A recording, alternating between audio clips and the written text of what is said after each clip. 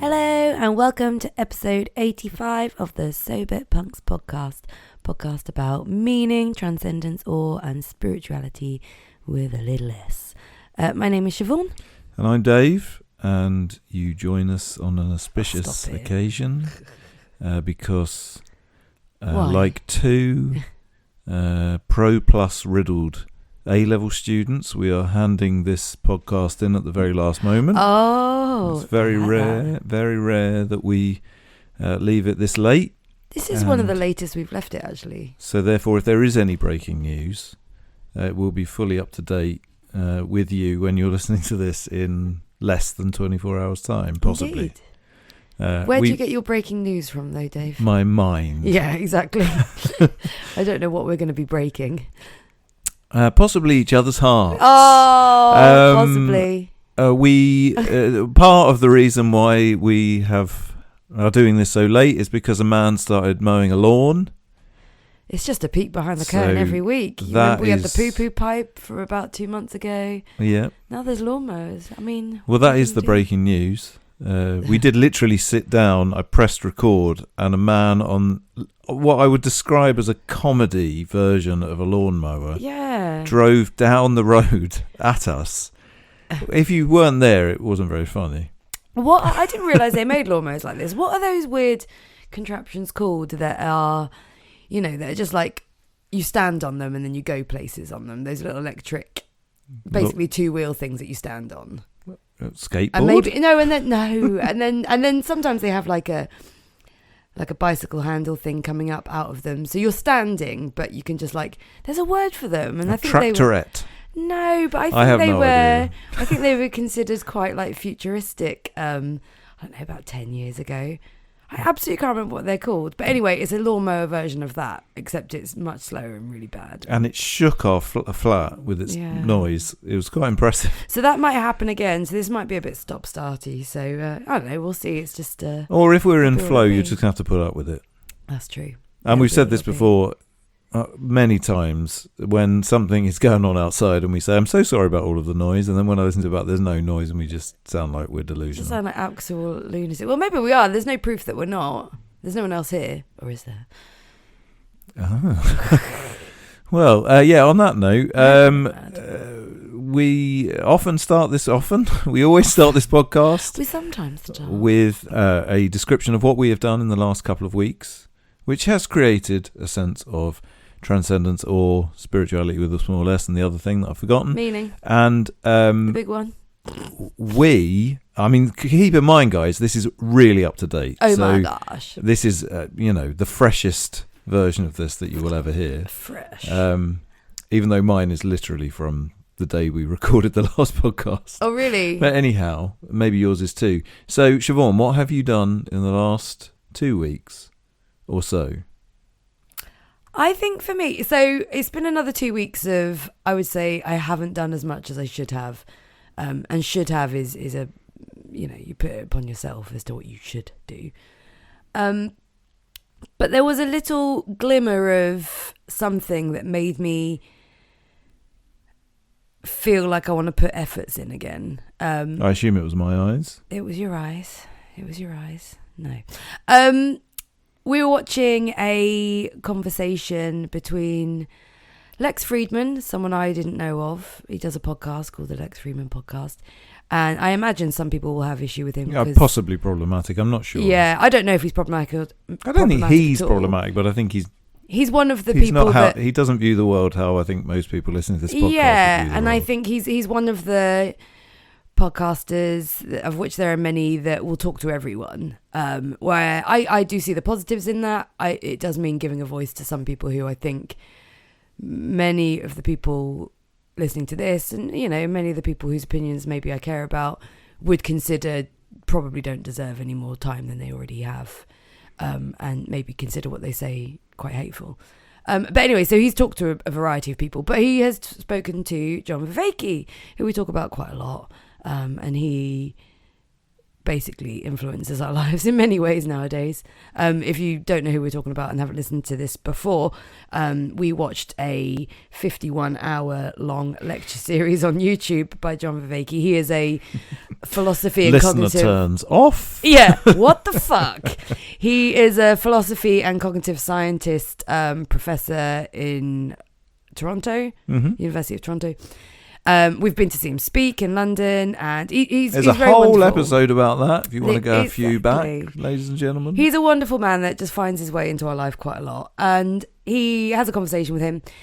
But what he said isn't wildly profound. What he said on that podcast is a lot of what we've heard him say before. He definitely has one kind of track. Well, it's not one track; it's so multifaceted. But he's got his idea that is his life's work. And that keeps cropping up over and over again. Much of what we might end up talking about today will be how we accessed it is from him.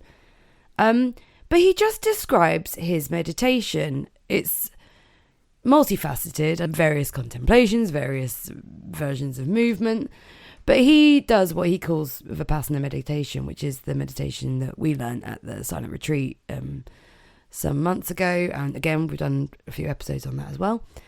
But he just described it really simply and in a way that made me reconnect with it mentally again, because I've really struggled, and we've talked about this a lot as well, the struggles to do the meditation. Now we're back in the real world with, all of the noise, and there's something to be said for learning something in complete silence and going without for 10 days that makes you really good at meditating.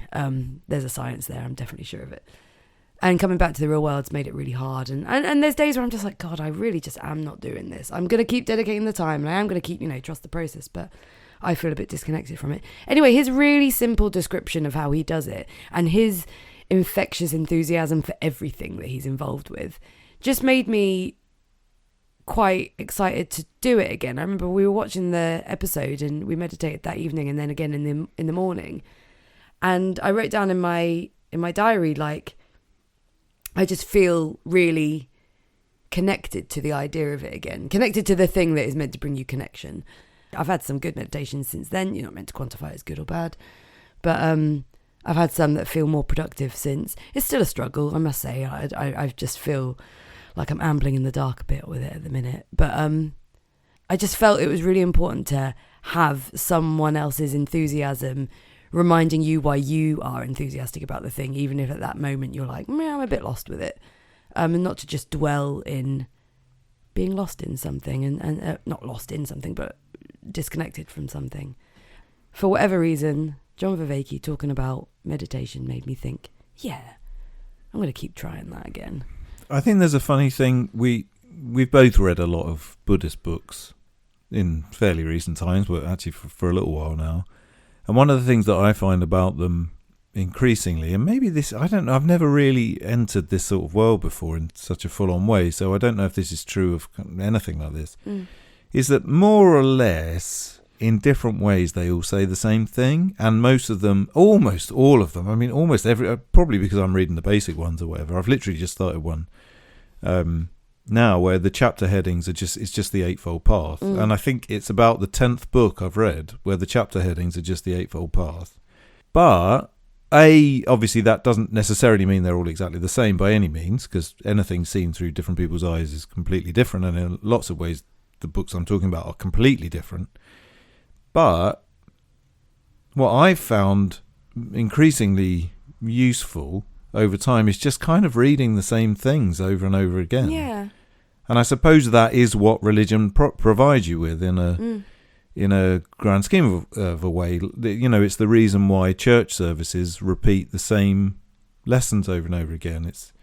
I think Alan de Botton talks about this quite a lot, is that in order to be taught how to live your life, you kind of just need things repeated to you a lot.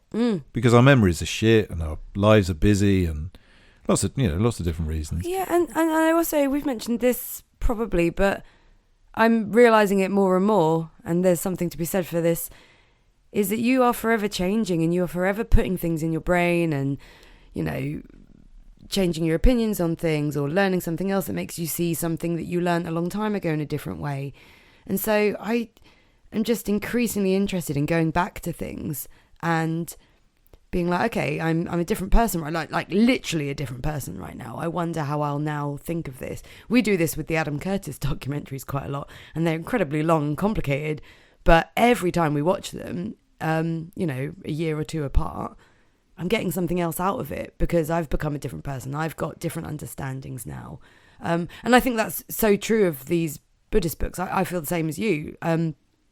It feels like it's this long, complicated thing, whereas actually the more you read it, especially the tiny bit that we're trying to focus on, it's not actually that long and complicated, but it doesn't mean that it's going in my brain like at all. But each, like you say, each telling of it through slightly different eyes or slightly different words makes something else resonate slightly with you. And, you know, I read one not that long ago, I think it's Joseph Goldstein might be the name, and I read it just after reading the Goenka one, and it's almost exactly the same. It's about silent retreats, and it's teaching the exact same thing. But there was just one tiny aspect taught in that book that, whilst the rest of it might have been repetition, just getting that one little insight has made reading that book entirely worth it. And I've probably gained more from that, but it's just these tiny little ways of describing something that lands with you at that moment that you read it. And I'm probably jumping ahead to what we're going to be talking about later in a way, but this is the exact antithesis of what society tells us that we should want. What, right? Like quick like information now? We should just want new things all the time. But even when the things are basically the same, i.e. the iPhone, I don't know what number we're up to now, the iPhone 9 and the iPhone 10, there's not a great deal of difference between those two, I'm sure someone who's a nerd will probably tell me I'm wrong, but I don't care. But the way that they're presented to you is like, this is the brand new thing, this is all new, this has got all of these amazing new things, you know, and we don't necessarily, I don't think we're encouraged, or society doesn't say that it's a good thing to just go back over things a lot. And I think actually that's how you learn shit. I think, you know, and I'm very much guilty of this. You know, there's books I read 20 years ago that I absolutely loved. And in many ways, probably if I really thought about it, would love to go back and read them and just have the same experience again. But I've never gone back and read them because I'm always looking for the next new book. And I think that's something about capitalism, isn't it? It's like, if you don't keep buying new books, books is probably a really bad example, but if you don't keep buying the new thing because you're continuously going back and looking at the old thing, then capitalism stops. Yeah, we're not encouraged to exhaust the thing we already have and get every single thing we can from it. We're just... And that means that things are being created to be like impactful on face value and have very little, you know, be quite empty behind it. Well, again, we are jumping ahead to what we're going to be talking about later. True. But yeah, like there's a purpose to things being like amazing at first and then empty behind it, because then sure enough you'll get rid of it and want a new one.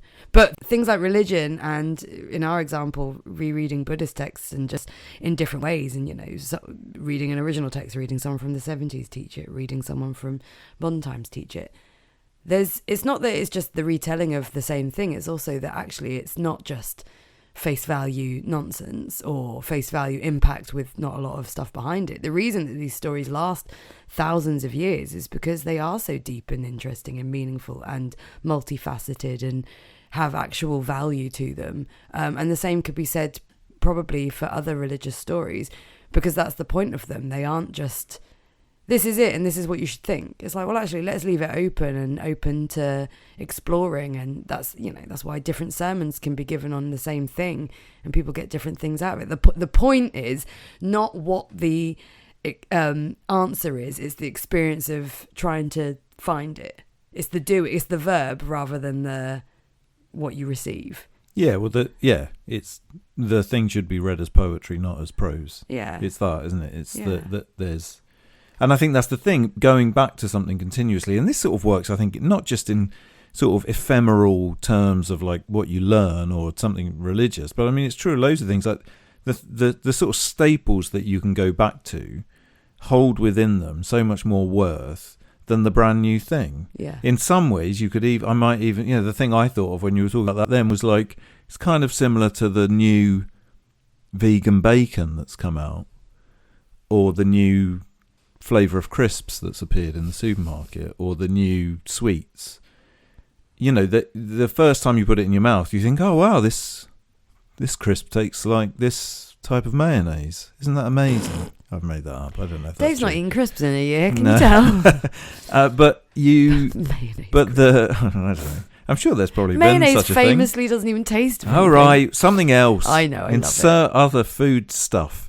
But the point that I'm making is that there's no lasting pleasure to that, is there? You'll eventually return to the potato or something. Like, you know, if you cook with the same 10 vegetables, you can do all sorts of different wonderful things with them, and they're always going to give you much more. Well, I mean, literally, they give you more goodness, of course, but also they're just going to be more pleasurable over the long term than like the flash new thing. Yeah. And you can tell that by the fact that these things all pop up and then vanish. Yeah. The new vegan bacon lasts until the end of Veganuary, and then the next new vegan bacon comes out, and everyone's talking about it on their Instagram page. Yeah. And then that goes away, and then a new one comes out, and then a new one comes out, and then a new one comes out, and all of them are just made with the same awful chemicals. Yeah. Whereas if you eat the fucking broccoli, no one's selling you broccoli. You're not getting told, God, look at this fantastic broccoli. This fantastic new broccoli. The supermarket Zenith did start putting fancy stickers on the celery. You got excited about that? Yeah, well, it was new celery from France, which is probably terrible for the environment thing, so we shouldn't really say. No, I think it was from Spain, because it had somebody... Had a can person on it, which is French. French, that's what I love that you've managed to, like, wangle in gut health, even. I didn't mention the word gut health. I just said broccoli was nice. Right. Let's move on. But yeah, so that's my long-winded, don't know where I've really gotten to with that. What have you done the last couple of weeks, which has brought you a sense of meaning, transcendence, or... wonder, spirituality with a big or little s? We said on the last episode that the day we recorded it, we were about to go and see the band Shelter. I believe, anyway. I believe you're right. Yeah, I know we talked about the fact that, or we were about to anyway, them and Dillinger 4, but both of whom over the Easter weekend. And both of whom... what you would have wanted. What, Jesus? Yeah. Well... Yeah, maybe. Let's go there, shall we? So, I think Shelter is the one that I want to bring up, and there's not really any specific reason apart from the fact that they were very good, but actually, fundamentally, they weren't really all that good. Oh, don't you dare! I know what you're doing. No, I'm not really doing anything. I just sort of mean from a technical perspective. Like, you could definitely critique them. But that doesn't matter. I'm not critiquing them in any way. But, you know, they're not young men anymore. They'd been on what for them I think was a very long tour. Ray Capo's voice had sort of gone a little bit. Yeah, maybe. And none of that made any fucking difference whatsoever to my enjoyment. I'm not critiquing them in any way for their performance. It was fantastic, and they absolutely threw their all into it. I mean, without question. Which again was just wonderful to watch. But they, as we may have mentioned, or as people may know, on this tour they were playing the entirety of their album Mantra, which was a huge album for me as a young child, and I didn't realise how young I was. Although actually I found this is okay. Let me take you through a story of what I did this morning, because I told you this was up to date, ladies and gentlemen. Wow. It's so up to date. I'm talking about my morning. Yeah. So I remember hearing "Here I Go," which is a song from Mantra, on the program Noisy Mothers, which I don't know if I've talked about on the podcast before, but I'm going to talk about it again. This was a very important, life-affirming television program from my youth. Used to be on at like 3 a.m. on ITV, and it was like a heavy metal. It started as a program called Raw Power, and then it changed its name to Noisy Mothers, both of which I think we'll all agree very cool names. You know, this is the early 90s, so there's no internet, there's no, you know, you could kind of get yourself. There was a rock show on Radio 1 that was on in the middle of the night. There was a few ways of finding, and there was obviously magazines and stuff. And I was a real keno on this stuff, so I was desperately trying to find out information about whatever I could. And Noisy Mothers was a huge part of that. And we used to record it every night, and every Saturday morning it was like the most exciting thing ever. Anyway, the point being that I remember Shelter being on there, And it was before I think I had any idea really of what punk was, certainly what hardcore was. I certainly had no idea about like New York hardcore or Youth of Today or anything about where it came from at all. And so I was just presented with this video of these Hare Krishnas playing this music that I didn't really have a cultural reference point for, that I fucking loved. And it turns out, so when we went to this gig, it turns out the album came out in 1993, and I was like, fuck me, I think I was 12 years old when I first saw this thing. Turns out that's not quite true, because on YouTube they have the edition of Noisy Mothers. Someone has uploaded the edition. I haven't watched it yet. I know it's got Collective Soul on it as well as Shelter. But the only reason it was on there was because Shelter released that album through Roadrunner Records. So there was really no punk on that program, and there was really no punk around in anywhere that I could ever find out about it. Certainly not hardcore. And so yeah, I mean, in hindsight, it's quite a poppy song. It's certainly not exactly hardcore, but it just came out of complete nowhere. And so little child me is just faced with these Hare Krishnas playing this music. And I sort of knew what Hare Krishnas were. They used to be in Bromley High Street quite a lot. And shortly after this, when me and my mates used to go up to Soho, they were always in Soho dancing around, binging their bells. But the point is, and I did end up with a Hare Krishna book at some point as well, definitely from one of them, because you give them £1 and they gave you a book about it, and it didn't mean anything to me, and I was completely bemused. But I do think that there is a direct sort of journey from whatever Saturday morning it was in 1990, what turns out to be, I think, 4, of little teenage me watching some Hare Krishnas play hardcore, to kind of being interested in this shit and ending up all the way here 30 something years later. And it so happened there's a guy who's recently written a book called, I think it's called Fluke. His name is Brian Klaas. I think that's how you say it. It's with a K and double A, so I don't know how you say that. And his book is about chaos theory as applied to sort of social situations. I don't think it's that original. I think people have probably done this before. And he talks about the way in which... So when we watch movies where people go back in time, we completely understand that if you... Like in Back to the Future, if he had had sex with his mum, then that would have messed up all of reality. Yeah. So, you know, or like if you crush a bug in the dinosaur era, then maybe human beings would never exist. Whatever. Yeah. We all kind of have that butterfly effect idea, and we all know that. But we never think about it in the context of what we're doing right this second. And so what he's saying, his argument in this book is fundamentally that we're continuously creating the future in tiny ways. Mm-hmm. We have no control over it, but we are equally making it happen. And he uses an example of, I think, his great-great-grandfather. His great-great-grandfather's first wife and all of his kids were murdered in like the late 19th century or something. And as a result of that, the great-great-great-grandfather remarried and had another family. And he's basically saying, I wouldn't exist if it weren't for the fact that these 5 people, random people that I have no idea about in the late 19th century, got murdered. Jesus. That's quite yeah, I mean, I think he uses that one on purpose to kind of reel you in. You would if that was in your family history. Oh, sure. Absolutely. That's like, he's bringing out the murder story again. Sure. That's like me with the corpse in the bath. True. We've never told that on this podcast. We're not going to. So the I'm just going over it. We'll just keep talking. Wow. And so yeah, so it just got me thinking about this, like, where I don't know. This is very egotistical. Well, not egotistical necessarily. It's just very sort of self-involved, I suppose. But it just got me thinking about this. Like, there was one day when I was 13, stumbling across this completely random thing at complete random. This program that I would have potentially known nothing about.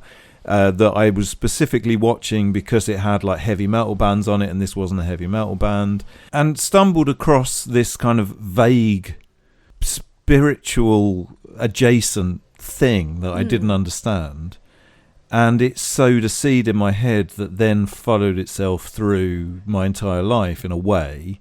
And it made me think about the fact that in the late 90s, like the hardcore scene, there was loads of spirituality all mixed up in both like hardcore. Obviously, like straight edge lent itself to it quite a bit, but also just generally in hardcore there was a lot of discussions. And also, this isn't about religion necessarily. It's just about kind of what we talk about in this podcast, which I don't even know what that is. I think it's what John Vervaeke would call religio. It's not necessarily about being religious. It's not about believing in anything in particular. It's just about the thing that's higher than the bullshit that we're faced with in the world around us, and the bullshit culture that we're faced with.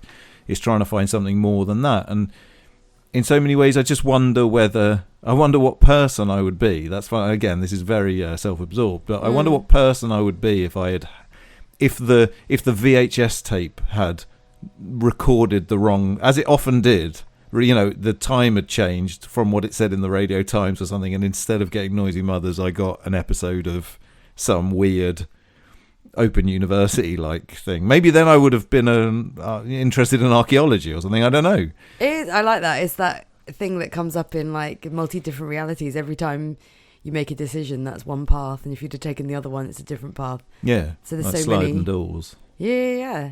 Or every version of Rick and Morty. Yeah.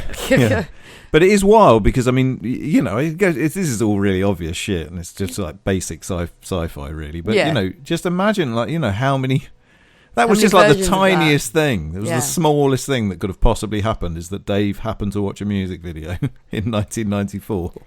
But it's huge. It was huge. It's huge. Had a huge... And the same goes for like the fact that I heard Shelter, because I remember Shelter on there and I remember Social Distortion were on there. Those were the two punk things that were ever on this program, which was basically the place where I found out about music. Right. The only other way is that I remember I read a review of a Bad Religion album in like Kerrang or something, and a review of a Sensefield album in Kerrang.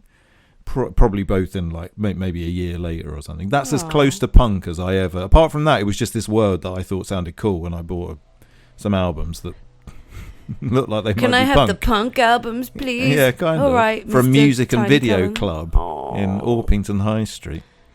That's very cute. But it's just like these utterly random things that genuinely I say this all the time, I suppose, but like punk's proper changed my life. Like it really did. It changed everything. It changed the career that I did. It or potentially was going to do. It changed the politics that I believed in. It changed everything. I guess what I did. Well, I guess it's there's two things. It's the random occurrence, which, goodness knows if that could have happened to you, and any other random occurrence could have happened and shaped your life, versus you are already the culmination of lots of, inverted commas, random occurrences. So had you not seen it then... I like to this fucking name. Or are you... Do people even know my surname's Cullen? That joke wouldn't have made any sense. No. It doesn't Anyhow, make any name. Go on. Corpse in the bath. Corpse in the bath. Just keep saying that. Makes it. But so that's are you the product of one not the product, but is one random occurrence the reason? Well, not the reason, but is it random is what I'm saying, or are you actually, did that happen because of lots of other random occurrences, which, eventually everything's random. Well, every random occurrence happened because of one that happened before it. Exactly. That's the point. It's like, you can't map this shit out, but if you could map it out, it would look insane. I mean, that is a Rick and Morty episode, probably. Exactly. Is the ultimate random occurrence that you were born? I don't know. Is it a random occurrence that the man has started blowing his leaves around outside again? Probably everyone can only hear. We're just going to plough on ahead, maybe, and see if... Let's move on to the main subject that we're going to be covering on this episode, which I'm pleased to say is bullshit. Yay! You might have already thought that this was bullshit, but, now we're going to really quantify it as such. Well, in my research about bullshit, one thing that has become very clear to me is that potentially this podcast is an example of bullshit. So we might end up getting quite meta about Can this. we quote that? Can that be something we tell people? Yeah, of course. We do a podcast tell them on what bullshit. you like. So we are talking about bullshit in an actual technical term. You didn't know there was a technical bullshit, guys, but there is. But there is. But I think most people will know kind of what it is. But it's based on this essay that was written by someone called Harry G. Frankfurt in the early 2000s, and I'll quote from him to sort of describe it. But I think we all sort of know what bullshit is, probably in the grand scheme of things. But to give you a couple of ideas. So it more or less, his argument is that bullshit is something that is neither true nor a lie. And that truth obviously involves saying something true, but a lie equally involves engaging with the truth and then choosing to say the opposite or something different from the truth. Whereas bullshit sort of sits between the two in a kind of netherworld where you're neither really telling the truth or lying. In fact, you're ignoring the truth entirely. And his argument is fundamentally that this is a very damaging thing. To give you a few ideas of what he says about it, he says, it is impossible for someone to lie unless he thinks he knows the truth. Producing bullshit requires no such conviction. A person who lies is thereby responding to the truth, and he is to that extent respectful of it.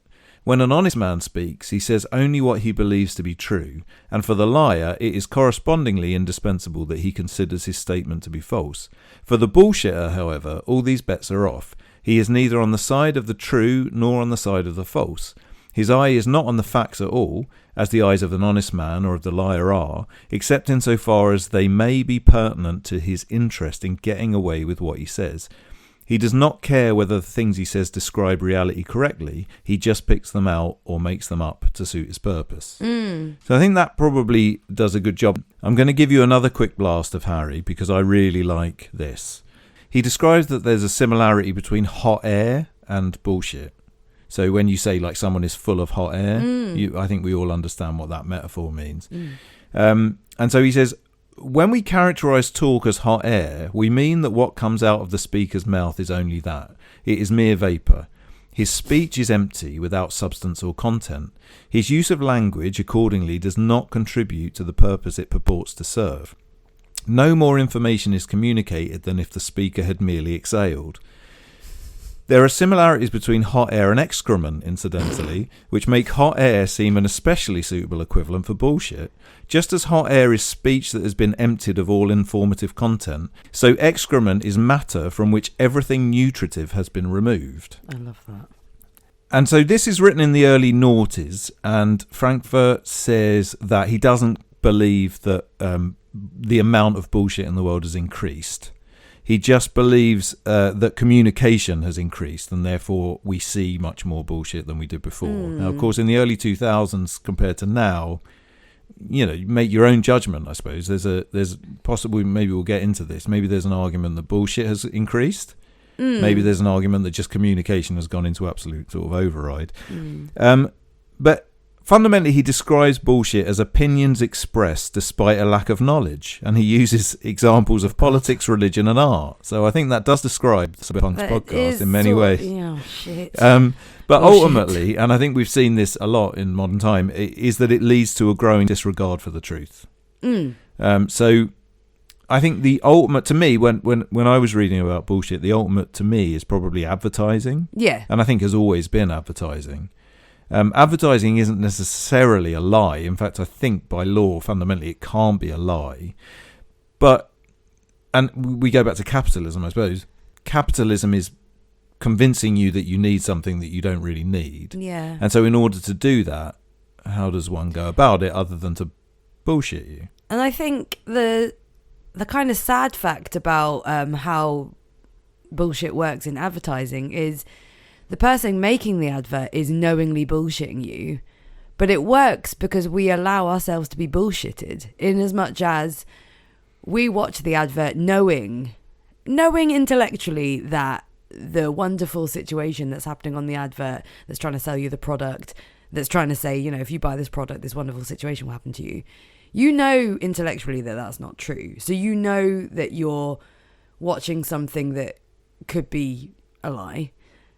But it doesn't stop you from somewhere in your brain thinking about that product. And then, when you're confronted with it in the real world, especially if you were debating buying something like that and it's between a couple, the chances are that advert may have resonated with you somewhere deep down, because even though we don't want to be bullshitted, we have ways of being bullshitted. It's just that way. It's something you said about this kind of like the lying and the truth and bullshit just being the in between. A lie and the truth both rely on the truth being real. and reality. And bullshit is a disregard not just for the truth, but truth is realness. So bullshit is disregard for reality entirely. And if we absorb ourselves in that, then we're losing ourselves. We're losing reality and drifting into bullshit. I would question whether it's true to say that we don't want bullshit or people don't want bullshit. And I think that maybe that's where, basically, the fact that we live in a time where the entirety of culture seems to have just sort of jumped the shark. I wonder how much it is. What is social media if it isn't lots and lots of bullshit? And that isn't to say, obviously, it's not mixed up with truths and with real things and what have you. But I think everybody on there, the example is often given of the selfie, which has gone through lots of different filters, has been, 100 have been taken and one has been chosen, and it's the one where you have the least chins and you think your eyes look the best and you're pulling the correct face and the background makes you look a certain way and whatever. And there's no question that we all know that that's going on, and we all know that we're also doing that ourselves. And in a lot of ways you could argue there's not really anything wrong with that, whilst everybody... there is definitely something wrong with that, because it leads to all sorts of problems with, for example, if every picture you see is of people, then they look thinner than they really are, then you want to be thinner. Those sorts of problems that I think at this point have been talked out, and I don't think we necessarily need to go into them. But the point I'm making is that everybody at least has an idea that there's some bullshit going on there, but keep going back to it. And I think go back to it knowingly. I don't think people are so naive that they don't really... I don't think anybody is going on social media and thinking this is an exact representation of this person's life. Yeah. So in that context, I think that I don't think to say that we don't want bullshit, I don't think that that's necessarily true. I think that maybe we've all been convinced, and again, I think this is a mixture of capitalism and... probably really turned up the dial with social media and things, or just information generally, is that now I think we I don't know. I think people want bullshit. I don't think I think if you try to introduce something that is like the really real, often, this is certainly true in any kind of polite conversation with pretty much anyone that I know, apart from one or two, is that if you actually introduce something that has any sort of worth or has operates on a slightly deeper level than just the superficial sort of bullshit, it's almost like you're sort of challenging people in some way.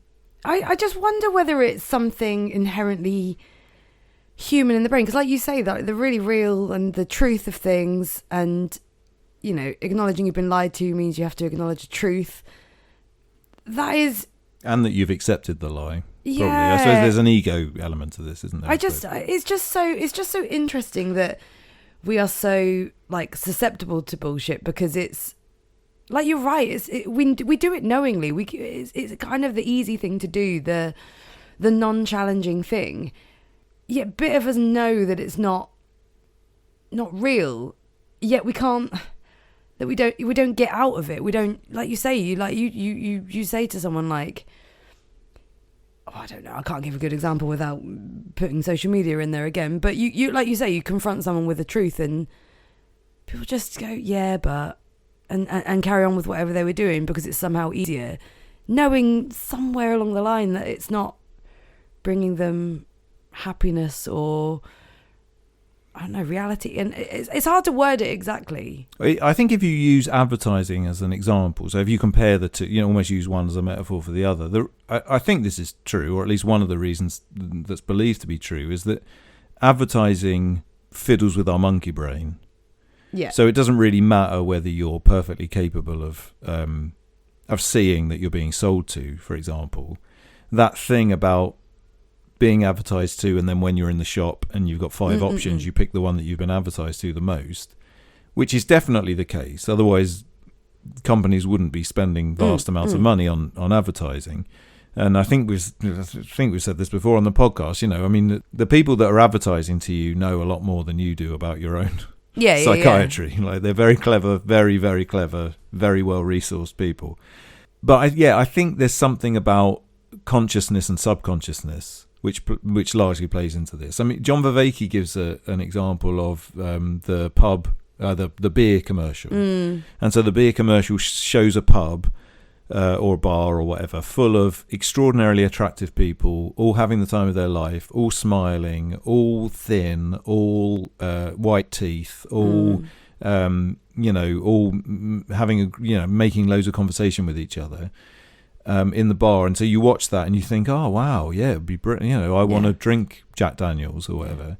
But actually, in reality, any bar you've ever walked into, and everyone's walked into millions of bars, that's never been the case. There's never been a bar that you've walked into where everybody is not overweight, or not everybody, like that. Lots of that there's lots of depressing images. You walk into a bar, some people are pissed and they're having a nice time, sure, but some people are getting aggy. Some people are drinking alone. Some are ugly. Some are fat. Some are I don't know, whatever.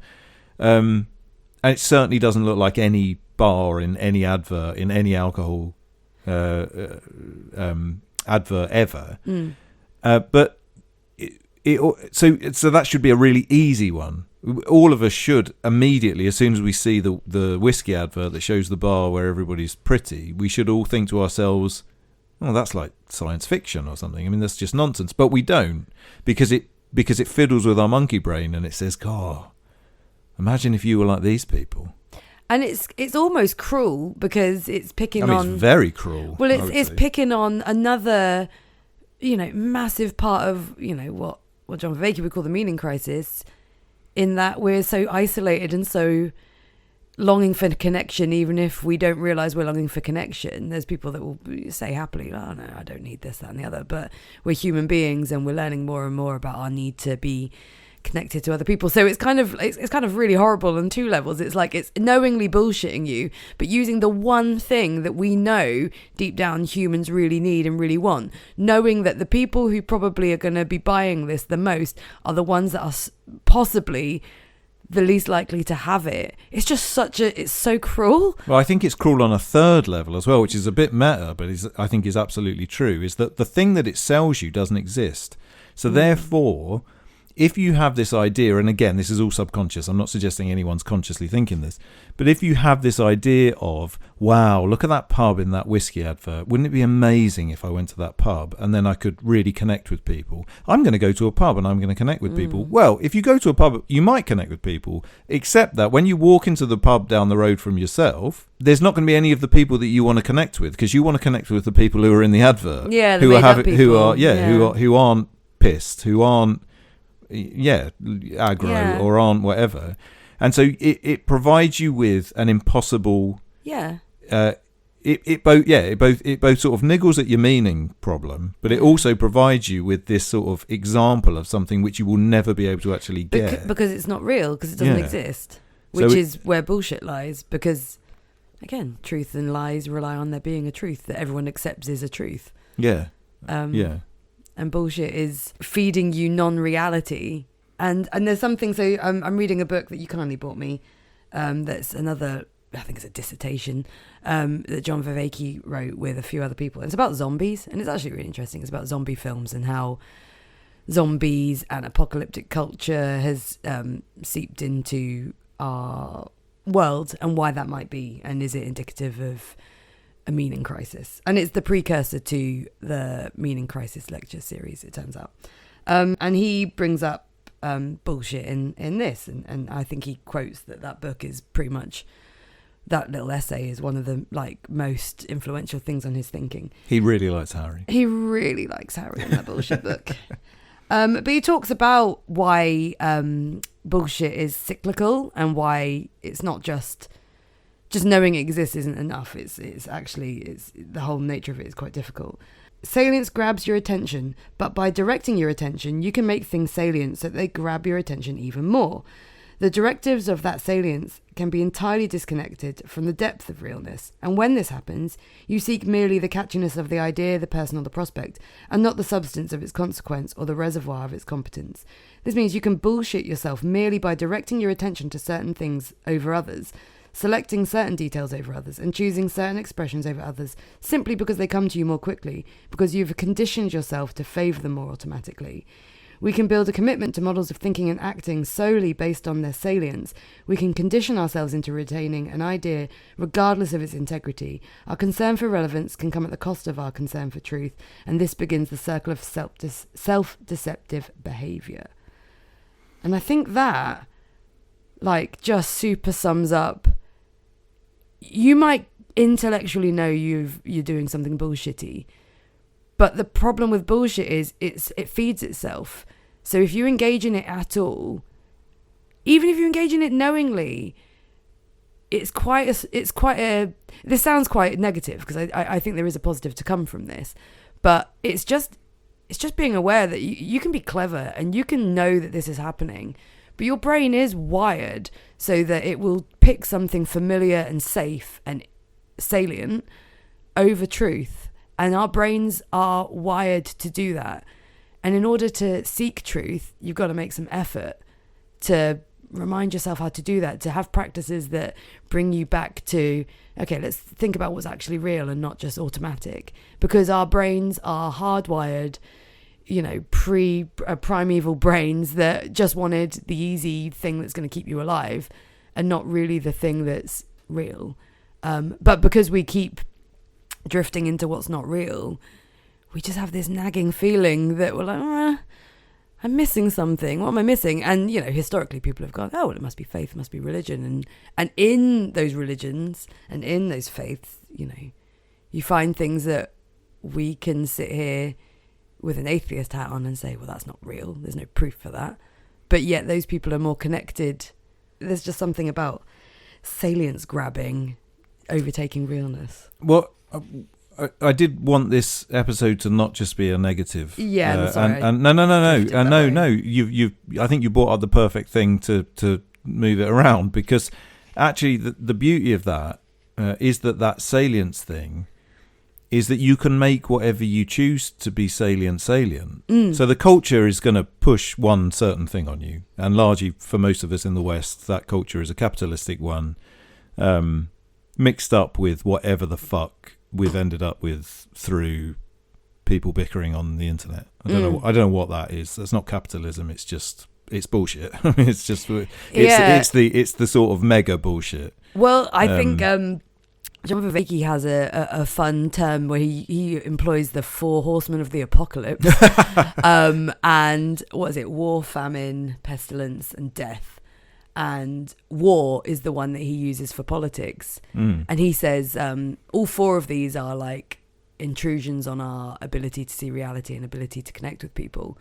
And so war and politics, when people determine themselves through this as their meaning-making system, it's like trying to see 4 different lights through one prism, but you're actually only seeing one. And so you're just getting one thing, one single meaning structure. Also, you're only getting one side of one thing now. Yeah. So it's not like you're receiving lots of different types of politics. Yeah. For example, or lots of different types of opinions about social issues.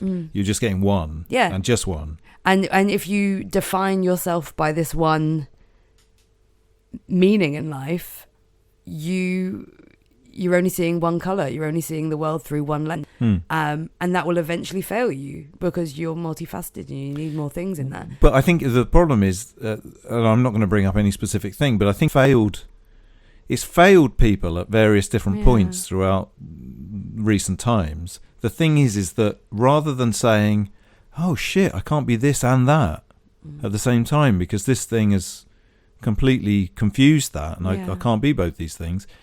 You just it's cognitive dissonance. You just make up a new version of it so that you can be both those things, or you deny one. So, but I mean, this is the sort of fake news thing, the sort of conspiracy theory thing, which is happening all over the place. I think is that you can just say, "Oh no, that didn't happen," or "Oh no, that's not the case."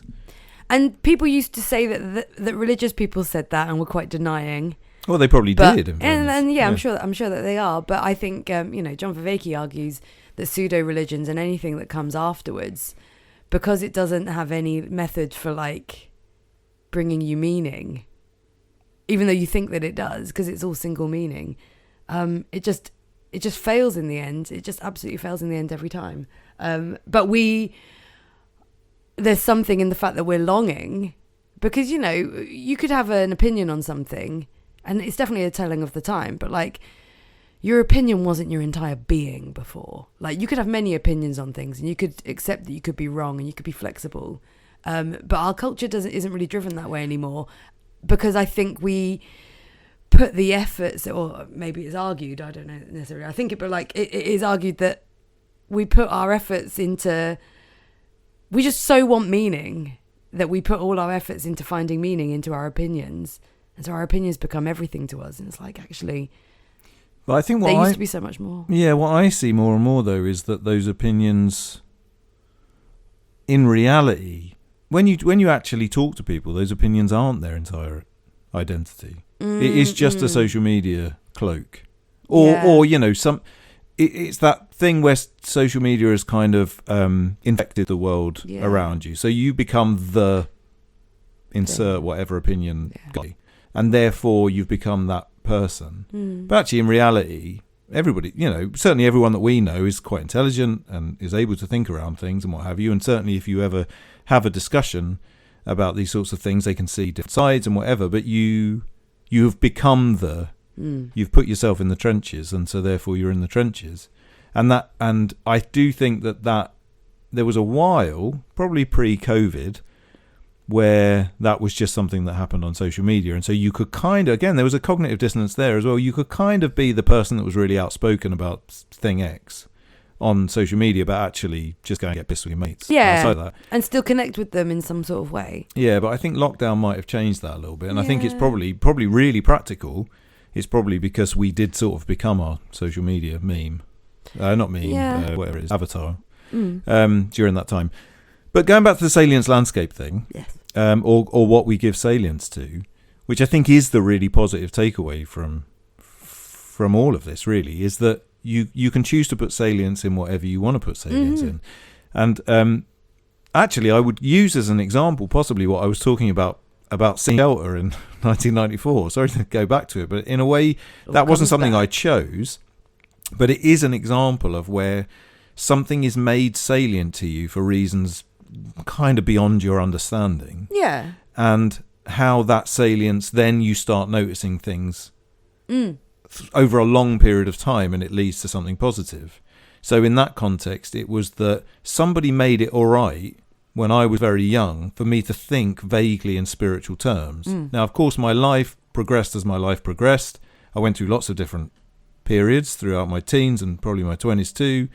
But there was always this kind of feeling of like, well, I can think about this sort of stuff. Yeah. Almost like, you know, Ray Capo sort of said this is all right. Yeah. You know, and obviously by the time I was in my 30s or whatever, I wasn't thinking to myself, oh, well, Ray Capo says it's all right. But when I was a teenager, that probably is, maybe not literally, but there is sort of subconsciously what I was thinking. It's a positive version of bullshit in as much as, because that's obviously bullshit has a negative connotation, but it is that salience thing, isn't it? It's Hare Krishna thought, good or bad, isn't really a truth or a lie or anything like that.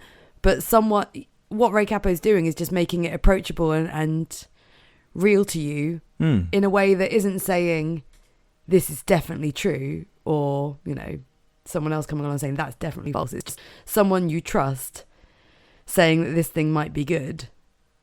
I did, yeah. I mean, I can't. I mean, I probably did trust him, but basically, it was someone I thought was cool. Yeah, at that time. Yeah, you know, like, someone. Yeah, and it's but just the point it's just salience, is it? None of that is truth. None of that is actual bona fide truth. It's just what you decided was good at that time. But it opened up. I suppose what I'm trying to say is that it opened up a salience landscape in which I could then, even though I never stuck to it, even though it wasn't something I was continuously thinking about, even though it wasn't really even a big part of my life or something that sometimes I didn't think about, it just opened up this kind of door that slowly but surely over the course of 30 years has got me to a place where actually something positive, I feel that something positive has come out of it. And I suppose the point that I'm making there is that was by accident, but you can actually do that in a very direct way. And of course, you can also influence, you know, going back to the whole fluke thing, the whole chaos theory thing, you can also influence the people around you in some way. And that's not big-headed to say. It's not to say that any of us are like influential, but it's just that the way you are, this is a very Buddhist thing, you know, the way you are in the world is going to have a knock-on effect. Yeah. even if it's the tiniest knock-on effect, you never know if that's the butterfly effect that in 30 years is going to mean that someone comes to a conclusion that's like, oh, shit. Yeah. This is the reason to do the tiny acts of kindness and the tiny things that no one sees. And I think our not issue nowadays, but people like to be seen to be doing things. But you can have knock-on effects. You can make something more, I don't know, obvious to someone else. Like you just said, you don't know the ways in which you're affecting people around you. And I think that this probably has some overlap as well, although it's not very obvious, with what we were talking about when we talked a few weeks ago about, or maybe even last week, about renunciation. Mm-hmm. So in many ways, renunciation, doing things that don't seem to have a particular purpose, stopping yourself from doing things that don't seem to have a particular purpose, and in some ways just maybe almost like making your life a bit harder than it would be otherwise. Mm-hmm. And I think that our natural reaction to go to, and again I think this is influenced by capitalism in a lot of ways and probably influenced by bullshit in a lot of ways, is that whatever the easiest possible thing is always good. And as we talked about on that episode, I mean, that just sort of fundamentally isn't wrong. You kind of, without a little bit of striving, you don't appreciate the thing that you get. I think that in some ways, cutting out bullshit is another example of this, where you might look like a bit of a lunatic. Mm-hmm. Because what you're doing often, so I don't know if this is a good example or not, but the first one that jumped to mind is that I've seen a lot of things recently, or heard a lot of things and read a little bit about the sort of problems of Netflix, right? And I think we talked about it a little bit. Fundamentally Netflix seems like a fairly caring uncle that just provides you with entertainment, but actually in reality, Netflix can be quite damaging in as much as you can get stuck watching it for hours because one episode ends and the next thing starts immediately. A lot of what they're putting on available to you is bullshit, frankly. So there's a lot of trash that is just there to turn your brain off. But also increasingly, and this is something I found out quite recently.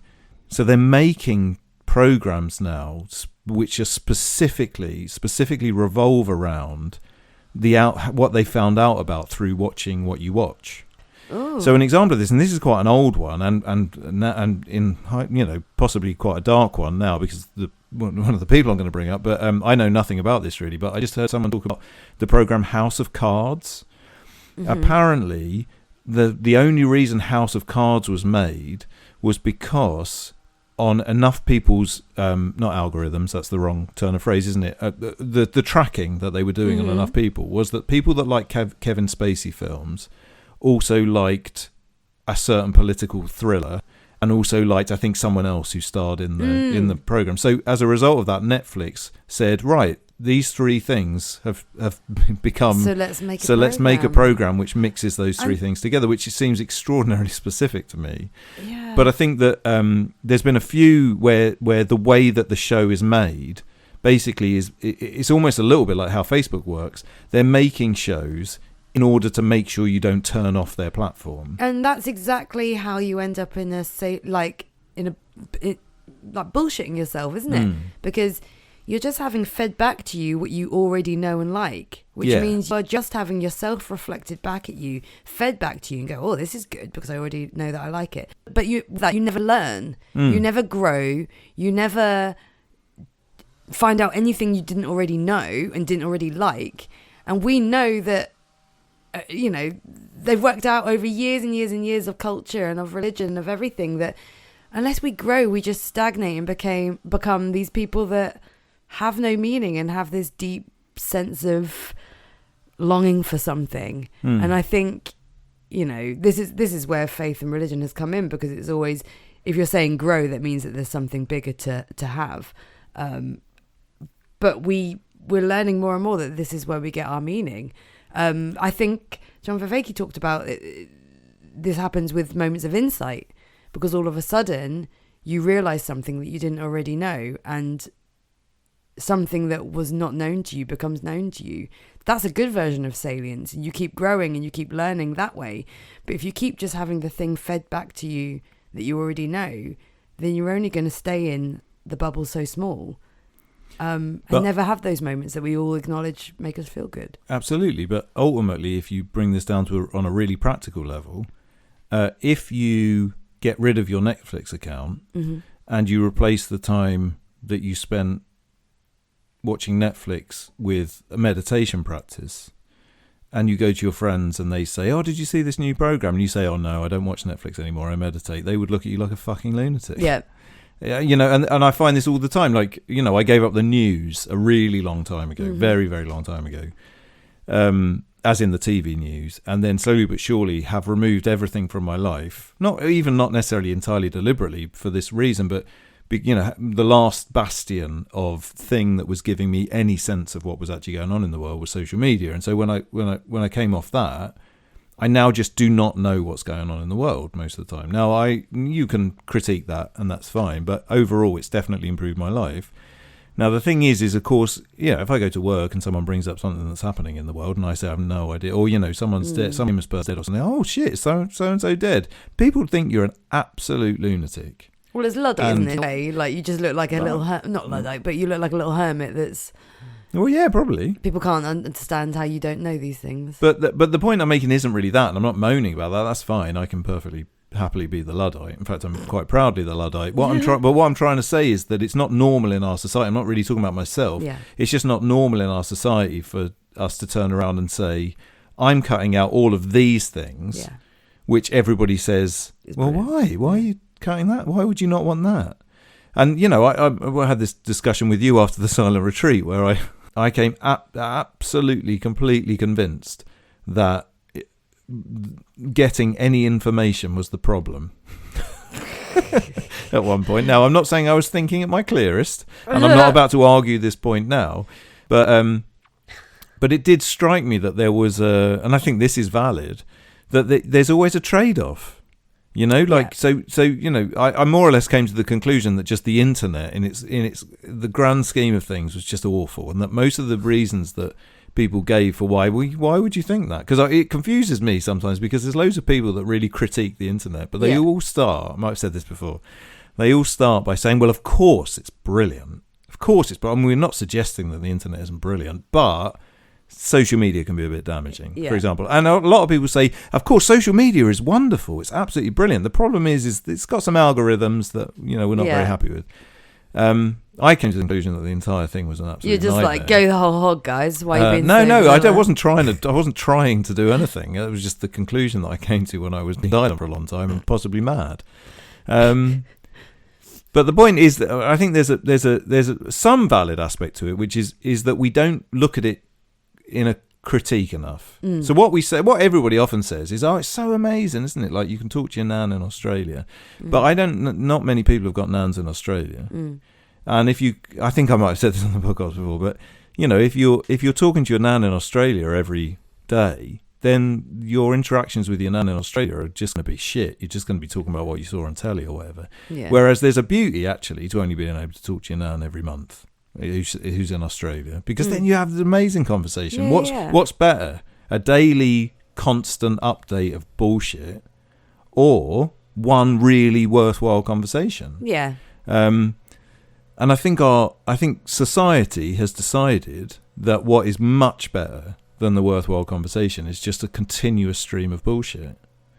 And I don't know I don't know how to manage. I mean, certainly we can't do anything about the fact that an entire society seems to have decided that be the case. I suppose maybe how we need to finish this is to think about, well, what can we do as individual people? One of them is definitely to turn off the news and social media, but that's the Luddite answer. I think it's about it's going back to what you said about the butterfly effect and doing little things that might influence other people. And I'm not saying that we've got it right, my goodness, but I feel like I sound like some crazy person that's just realised that we're in the Matrix and wants to tell everyone. So I'm trying not to sound like that. Don't worry, I just said that we should turn the internet off. But I think on a podcast that's only available on the internet. Indeed. But I think there's something about having these, not to blow our own horn, but I think the point of this podcast is to have these conversations. And I think it's about having conversations, having real connection with people. And by doing that, I hope that people will feel the benefit of having done that, as opposed to just sitting at home watching TV the whole evening, or mindlessly watching Netflix, or just flicking through their phone. And it does have tiny little ripple effects. I do believe it happens. Like, the only reason we're doing this is because of someone having affected us in a positive way. And so I only hope that we can pass on that, and other people feel these tiny little ripples of realness, because, you know, it is a work in progress. I still actively use my social media loads, knowing that it's bad. I'm bullshitting myself every fucking day with that thing. But it's the tiny effect that I know. Like, it's about knowing. And yeah, I think you need to be careful with that, though. It's not just about knowing. The problem is everybody knows. Yeah, and that's how like bullshit that's not. works. Yeah, exactly. I think what you're about to describe. I think you're on dodgy ground. Yeah, no, I know. You're about to describe bullshit. Yeah, I think, as an excuse for how you're getting past bullshit. But yeah, true. But I would say it is a spectrum, and it's a process, and you have to continue doing it. I think bullshit is actually quite black and white. I don't think it is a spectrum. I think, again, in some respects that's maybe problem, isn't it? Perpetuating itself. It's that if you sort of say, oh, I'll put up with a little bit of bullshit. I'll watch the adverts, but I won't let them affect me. Yeah. You're sinking. You're in the quicksand, and it's just slower, slightly. You're a bit lighter than the fat man next to you who's going down quick. True. But yeah, maybe my main point is I truly believe in the butterfly effect of do a good deed and somewhere along the lines, or have a positive impact. You can have a positive impact on people around you, but you can only do that if you literally connect with people. And everything that we do that removes us from other people, hilariously, social media is one of those. The fact that we don't meet face to face anymore and find out how people are doing. And I think people's desire to do that is down the toilet. The amount of time people spend with other people now, I wouldn't care to know I wouldn't be able to guess what the numbers would be, but I can't imagine that I know in myself, I used to see people face to face 10 years ago far more than I do now. And I can feel it, and I think that that's this, you know, the connectedness disappears a bit.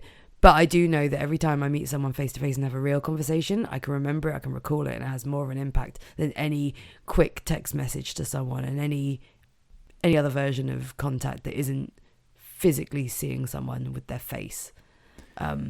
Yeah, I think that in real life, not a face call or a voice note or anything stupid like that. I've not read the Zombies book, but my assumption is that at least part of the metaphor is about the fact that one of the problems with that is that, and again, I don't think this is going to be news to anybody, that seeing people in real life is a really positive thing for them to do. The problem is that if tomorrow you decide, shit, those idiots on that podcast were right, I'm going to spend way more time with my friends, I'm going to go and do all of these different things, and I'm going to see people in person.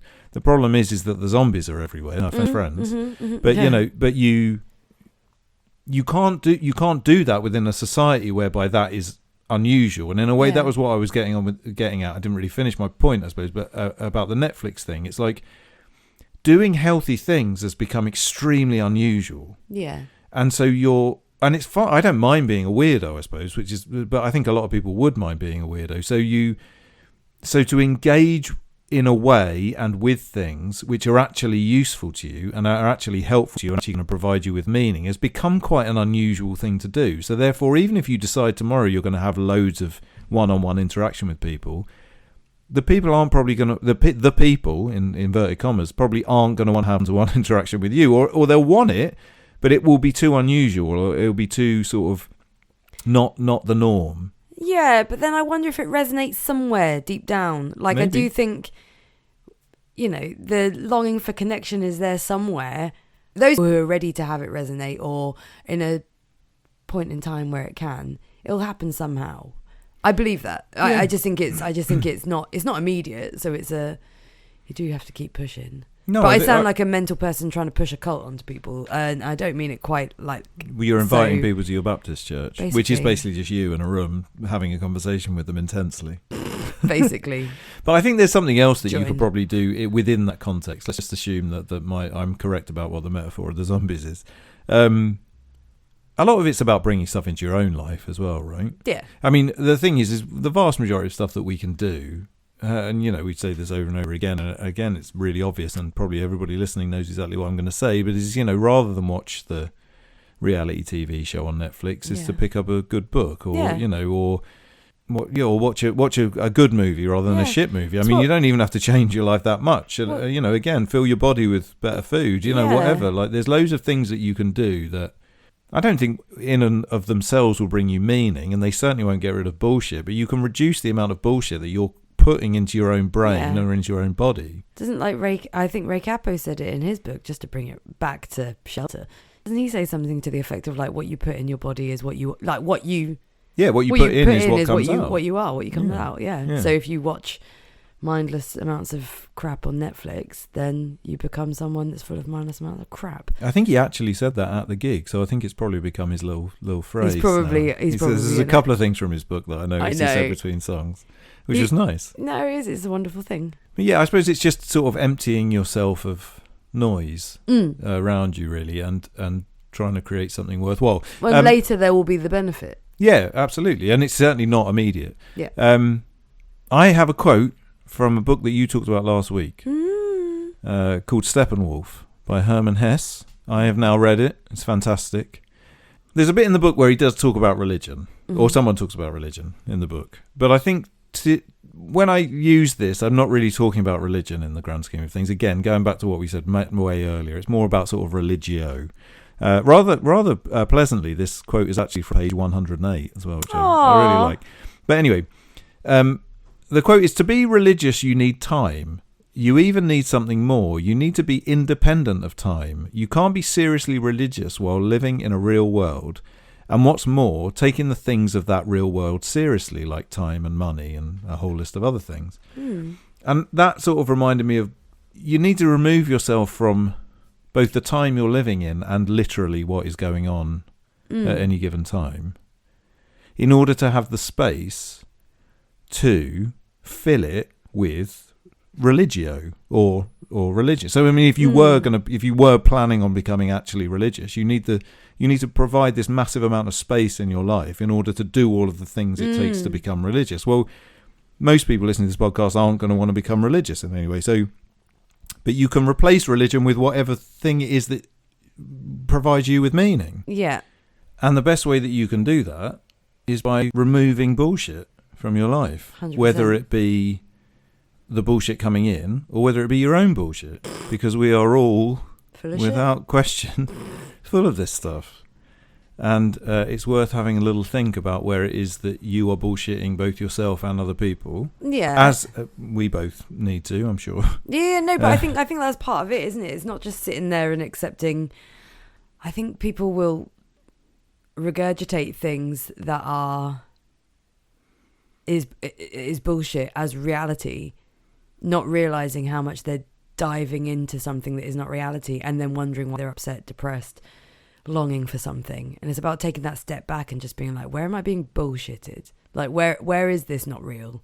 Because that's what it's about. Like, I definitely think it's not necessarily about truth and a lie. It's or bullshit. Like, one is real and one isn't. One is just what grabs your attention, and the other one is truth. It is real even. And so therefore, yeah, when we feel like we're not living in a real world, or when we feel disconnected, it's like, how much are we connecting to bullshit and not at least acknowledging where truth and lies are. Yeah, I think one of the reasons why something like dopamine fasting works, even for a short period of time, and obviously we had quite an extreme version of it going on a silent retreat for so long, is that it sort of sets it automatically removes all of that stuff. Nothing empty goes into you for however long it is that you do it for. Yeah. And even, my understanding is that a lot of people do it for about 24 hours. And even that is somewhat of a reset for the next few days. You're like, you're doing less of the bullshit because your natural state is not to live in the world that we currently live in. Yeah. Your natural state is not to spend 4 hours aimlessly flicking through your phone. Your natural state is not to eat loads of weird chemicals. Your natural state is not to fall asleep in front of Netflix every single evening after you get in from work. Those things are not that's actually not what we were made to do, but and it's become the norm. But actually, what we were made to do was to not have any of that noise in our life, and to live the life. I think there's a bit in Steppenwolf as well. Well, there definitely is a bit in Steppenwolf as well, which is sort of all about kind of like being an animal. Like animals, at no point do animals have a crisis of meaning. They just wander around and get on with themselves.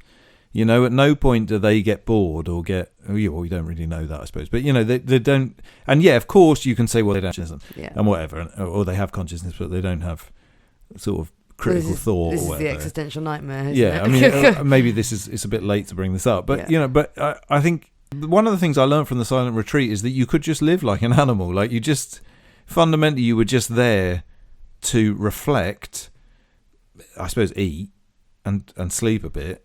And that was it. I think also, like, not to shit on the modern world too much, but just to say. Oh, are we that, not doing? Oh shit! Sorry, is this the wrong meeting? Terrible. Sorry, terrible I should meeting. have. No, but just to say, you know, going back to our meditation and just to bang on about why it's so good, is people needed this. You know, 2,500 years ago, when it was being created, when there was less bullshit. When there was, but the thing is, bullshit is not new. Humankind is so susceptible to. I mean, it's half of the point of the first 25 episodes of John Vervaeke's thing is to discuss where meaning comes from and why humankind. It's not a new thing that we are subject to bullshit and subject to self-deception. That's why this, you know, the type of meditation that we learn is about figuring out what's actually real and not associating the bullshit with it. So, you know, the point of our meditation is actual sensations and name what that sensation is rather than naming what we decide that means. Because what we decide it means is the bullshit because it seems like that makes sense to us. Like if you can name, oh, there is a pain in my shoulder or, you know, I'm trying to do it right now. I've got a bit of a cold at the minute. And I'm trying to, instead of say like, oh, I feel awful or I feel rough. And it's like, well, they're not real things. Like I have a blocked nose. My throat feels a bit sore. That's real. And you don't connect to that emotionally. That's just a fact. But we're very quick to connect. And oh my God, I do this all the time. But it's a version of self-deception. It's a version of creating bullshit and pretend meaning when there's none. To say, I feel shit. And humankind is so obsessed with that at the minute, which always been. That's what I mean. It's not a new thing. It's why religion works. It's why these stories work. It's why they're so pervasive, because what we think is going on now that feels so, you know, egocentrically unusual, and we're like, oh God, you know, some social media is the problem, or it's our current world. And it's like, but this is all symptomatic of a human condition that has always existed. Yeah, that's about our ego as well, isn't it? Yeah. It's like, oh, we're facing something that no one has ever faced before because we are so special. Yeah. We're not. We're literally a grain of sand. Well, that's it. In a timeless John Vervaeke named grain of sand. two particular other times, which is one is after the Second World War, and the other is in like 400 BC when Alexander the Great dies. And he's just like, what we're going through. Huge meaning crisis, guys. He's just like, these are two other times where exactly what we're having now, when we get down to the nuts and bolts of it, has happened. So we can, let's shit on lots of things all the time. That's fine. But it's not uncommon. There is worth and reason for some of the stuff that religion and these long-term philosophies have given us. But yeah, so just to bang on about meditation again as well, good. Yeah, but I think meditation is good. Can be the conclusion of this episode, but fundamentally, one of the reasons meditation is good is because it's not bullshit. Yeah, that's it's a thing. So it's a thing that you're engaged, that we happen to have both engaged with in recent times, which has made a difference to our life and isn't bullshit. And the thing is, you, the listener, don't have to do meditation. No. You, the listener, don't have to find fucking Jesus. You, the listener, don't have to do anything that you just have to find the thing that you're meditating. You have to find whatever that is. Yeah, and that it might be a really good song. Whatever the thing that reminds you that there are things that aren't bullshit, like the thing that brings you back to what's real and isn't. Go and look at a nice painting or something. A I painting. don't know. But no one can decide that, I suppose. Can they? No. Well, that's part of the you journey. have to decide it for yourself. And also, it's not one thing. I mean, meditation isn't the only thing we do. No. We're just obsessed with finding some sort of meaning in our lives. We're going to call it a day there. I don't know. I feel like this might be a bit of a disjointed episode. I won't know until I put it all together. But we've had to keep starting and stopping, partly because Siobhan had a good cough, and partly because a man keeps blowing grass on the same bit of the fucking pavement and then taking a selfie of himself whilst revving his engine. So I apologise if it's a bit stoppy-starty. Might be a wandering, wobbly one. Yeah. But we will see you in 2 weeks' time anyway. This podcast comes out every 2 weeks, every other Thursday. We don't post on social media.